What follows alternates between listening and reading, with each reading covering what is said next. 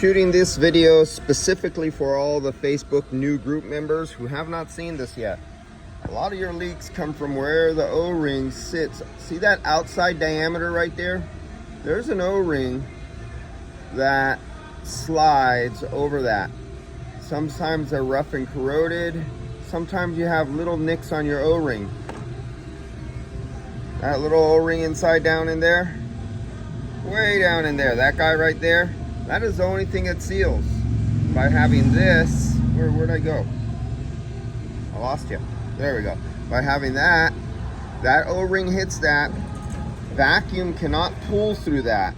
That's NYLOG. The other thing you can use is silicone grease known as dielectric grease.